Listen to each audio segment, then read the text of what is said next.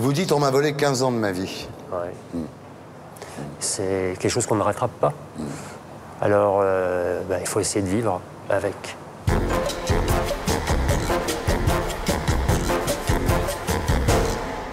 Alors Patrick, vous êtes né le 30 juin 1970 à Montigny-les-Metz, en Moselle, où votre famille habite rue Vénésilos, tout près du long talus qui borde la voie ferrée de l'express Paris-Metz. Ouais.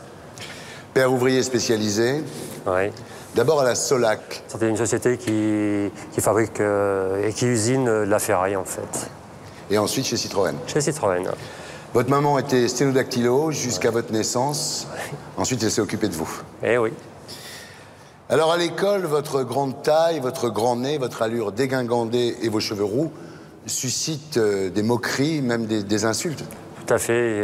De par ma timidité, le fait d'être introverti, pas la capacité de pouvoir répondre. Ouais. Et effectivement, j'en ai beaucoup souffert. Alors, vous vous renfermez sur vous-même et vous vous réfugiez dans votre collection de timbres. Oui. En fait, votre rêve, c'est de devenir cuisinier. Oui. D'ailleurs, à 14 ans, vous arrêtez l'école pour commencer une formation de CAP de cuisine. Oui. Alors, à l'époque des faits, vous avez 16 ans. Oui. Vous êtes encore un peu un enfant, on peut dire. Vous n'êtes pas demeuré, vous n'êtes pas débile, mais vous êtes vraiment en retard, quoi. Tout à fait. Puis, n'ayons pas peur des mots, effectivement, un enfant. Un enfant. Oui. Alors, le 28 septembre 1986, vers 18h45, vous rentrez avec votre papa, votre maman et votre frère de week-end dans la Meuse, où vous possédez une maison de campagne. Oui. Pendant que vos parents et votre frère déchargent la voiture, vous vous dirigez vers la poubelle administrative de l'usine de Mathieu et Barre, où vous venez chercher des timbres pour votre collection. Effectivement, j'avais pour habitude de me rendre à cette petite poubelle où il n'y avait que des déchets administratifs pour essayer d'assouvir ma passion pour la philatélie et de récolter quelques timbres. Et vous en trouviez? De temps en temps, pas à chaque coup. Ouais. Et ce fameux soir, j'étais revenu bredouille. Le soir même, à 19h30, les corps de 2 enfants sont retrouvés couchés sur les rails du talus, à quelques centaines de mètres de chez vous. Ouais. Il s'agit de Cyril Benning et Alexandre Beckrich, 8 ans tous les deux, qui aimaient venir faire du vélo, rue Vénésilos. Vous les connaissiez? J'en connaissais un des deux, le petit Alexandre, puisqu'il habitait à quelques maisons de celle de mes parents. Par contre, son petit copain, je ne connaissais pas. Peut-être croisé comme ça de vue dans le quartier, mais vraiment sans plus. Alors, ils venaient jouer sur les voies désaffectées où stationnaient les wagons de marchandises. Oui, apparemment, j'ai su par la suite que c'était un aire de jeu privilégié pour les enfants. Alors, quand on trouve les corps des 2 garçonnets, la scène est insoutenable. Ils ont le crâne explosé à coups de pierre.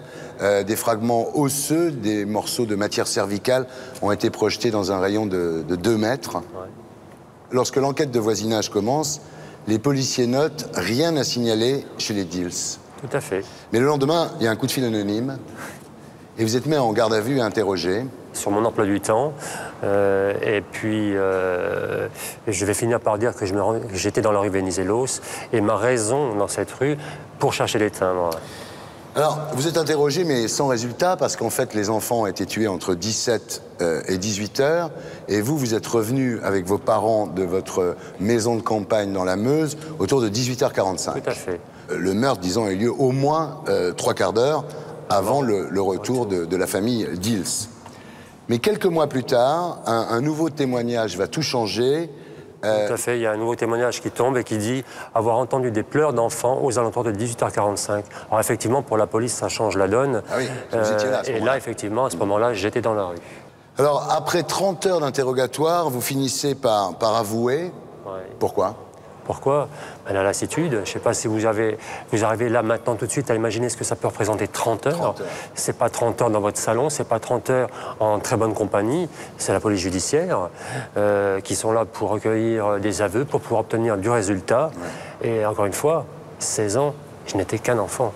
Donc oui, effectivement, j'ai endossé l'habit du parfait coupable, mais je pense qu'il serait quand même bon de dire qu'avant moi, 2 majeurs ont été amenés à avouer le meurtre dans les détails comme moi j'ai été amené à le faire. Donc si des majeurs peuvent le faire, un enfant, mais c'est malléable, ça ne m'en fait pas à modeler. 30 heures sans dormir? 30 heures sans dormir, sans manger, c'est insoutenable. C'est insoutenable. Ouais. Je pense qu'il n'y a pas de mots pour expliquer les conditions. Ouais. Je m'entends dire, même encore au jour d'aujourd'hui, si on vient en parler, oui, mais il y a eu des temps de repos. Ouais. Ah oui, un temps de repos. C'est quoi un temps de repos? C'est une mise en condition pour obtenir du résultat. Ouais. Parce qu'on vous pose un tas de questions, et à la sortie du repos, on veut les réponses. Donc c'est pas un temps de repos. Ouais. Ils étaient combien, les flics? 3 ou 4. Ah, quand même. Ouais. Ils se relayaient, en fait. Donc à ce moment-là, vous pensez que les policiers vont se rendre compte que vous avez menti. En fait, vous rentrerez chez vous 15 ans plus tard. 15 ans plus tard, oui. Vous êtes devenir le plus jeune condamné à perpétuité de France. Ouais. C'est-à-dire que le fait que vous soyez mineur n'a pas joué pour vous. Absolument pas. C'est rarissime, ça, quand même. C'est unique. Ouais. C'est tout simplement lamentable, parce que j'estime qu'il n'y a pas de mots, quoi. On a détruit mon adolescence, on a détruit une partie de moi et une partie de ma famille. Vous ne serez innocenté qu'en 2002. Ouais. En fait, tout ça parce que vous ne vouliez pas avouer aux policiers que vous alliez chercher des timbres c'est vrai, dans la poubelle. Ça part de ce petit mensonge qui, j'estime, n'est même pas un mensonge. C'est une omission de dire la vérité. Pourquoi? Parce que, en sachant tout ce que j'avais vécu par rapport à l'école, ouais. Les moqueries, les railleries, même si aujourd'hui je me rends compte que c'est stupide, ça n'a même pas lieu d'être. Mais l'enfant, ouais. Il n'aurait pas supporté, en plus qu'on dise « Mais, hey, t'as vu, c'est le petit Dils, là, c'est un fouille de poubelle ouais. !» Ça aurait été la goutte d'eau qui aurait fait déborder ouais. le vase. Tout ça par peur du qu'en dira-t-on. Du qu'en dira-t-on. Alors, le crime n'a jamais été élucidé. Non. À un moment, on a mis ça sur le dos de Francis Holm, ouais. Mais les tests ADN ont prouvé que c'était pas possible que ça soit lui. Le dossier est toujours ouvert. Ouais. Et j'espère très sincèrement, avant tout pour les familles des victimes, pour ma propre famille et puis moi-même ouais. Et mon entourage, qu'un jour, on saura ce qui s'est passé sur ce talus et ouais. Pourquoi on a enlevé la vie à ces 2 enfants qui, comme moi, ne demandaient qu'une seule chose, vivre, grandir et être heureux. En prison, c'était très difficile pour vous, non? Vous avez retrouvé les railleries, les insultes de l'école. Pire que ça, parce que en prison, il y a une hiérarchie sociale, ouais. Malheureusement.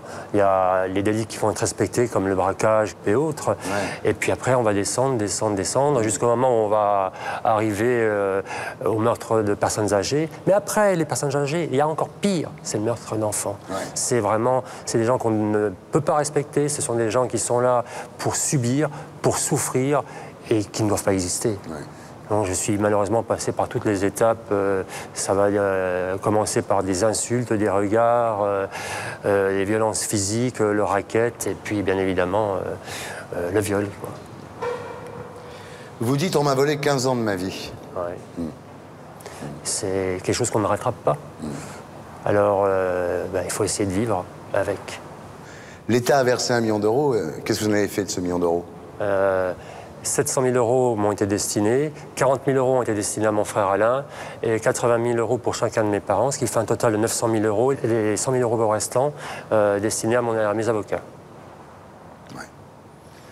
Mais ce que vous avez vécu, ça ne se chiffre pas, j'imagine. Vous savez, on peut chiffrer 15 ans de galère par rapport à un manque à gagner au niveau d'un salaire. Ouais, ouais. Mais est-ce que vous pensez sincèrement qu'on peut chiffrer un préjudice moral, un préjudice physique? Ça ne se chiffre pas. Et si on avait eu la décence de me demander ce que j'aurais souhaité en réparation, ouais. Croyez-moi sur parole, j'aurais jamais demandé 1 centime à l'État. Mais ce que j'aurais tout simplement souhaité, que les gens qui ont eu affaire à moi de près ou de loin vivent et subissent ce que j'ai vécu ouais. Et subi durant ces 15 années. Et là, on aurait été quitte. Vous en voulez à qui aujourd'hui? J'en veux à personne. Ouais. Aujourd'hui, j'ai pas de temps à perdre, j'ai ouais. Plus de temps à perdre. Ouais. Et la vengeance, la haine, elle sert à rien. Si elle permettait de faire revenir la jeunesse à mes parents, si elle pouvait ramener la vie à ses enfants, ouais. Oui, j'en aurais. Mais la haine ne sert à rien et j'essaye tout simplement d'avancer sereinement dans la vie. Alors aujourd'hui, vous êtes magasinier cariste dans une fabrique d'articles culinaires. Oui. Vous avez trouvé l'amour. Oui, effectivement. Une jeune fiancée de 18 ans qui est charmante. Effectivement, comme n'importe qui, j'ai pu avoir différentes petites histoires, puisque je suis loin d'être un don Juan, je suis juste Patrick. Mais je pense que c'est la seule qui a su me comprendre, qui a su m'aimer, qui a su aimer Patrick et non pas Dils. Même si on ne peut pas dissocier Dils de Patrick, puisque l'un fait partie de l'autre. mais qui m'aiment pour ce que je suis et non pas pour ce que je représente. Quand vous êtes tous les deux, vous parlez des fois de l'affaire? Bien sûr, ça fait partie de ma vie, ça fait partie de notre vie aujourd'hui, mais ça prend jamais le dessus. On a notre vie à construire, on a nos projets ensemble et on avance sereinement. Vous dites « je suis l'homme le plus heureux de la Terre aujourd'hui ». Effectivement, je suis l'homme le plus heureux de la Terre parce que je suis plus tout seul. Ouais. J'ai une compagne, j'ai une fiancée, parce que c'est le vrai mot, qui m'aime vraiment, qui est prête à faire n'importe quoi pour moi. Comme moi, personnellement, je suis prêt à faire n'importe quoi pour elle. Alors si c'était à refaire, Patrick, qu'est-ce que vous ne referiez pas pareil? C'est très délicat à vous répondre, je ne sais pas. Je pense que je resterai le Patrick que vous avez devant vous aujourd'hui. Le jour où vous allez mourir, vous voudriez qu'on marque quoi sur votre tombe? Vous savez, quelle question, mais j'ai pas envie de mourir. Ouais. J'ai pas envie de mourir parce que je pense qu'après tout ce qui m'est arrivé, ben, j'ai beaucoup de choses à faire. Ouais. Comme je vous le disais tout à l'heure, je n'ai pas de haine et j'ai envie de tendre une main vers les autres, ceux qui en ont besoin. On pourrait marquer Patrick Dils, il est mort sans haine. Pourquoi pas? Voilà. Et pour être sûr de ne rien rater de Inarditube, abonnez-vous et mettez un pouce bleu.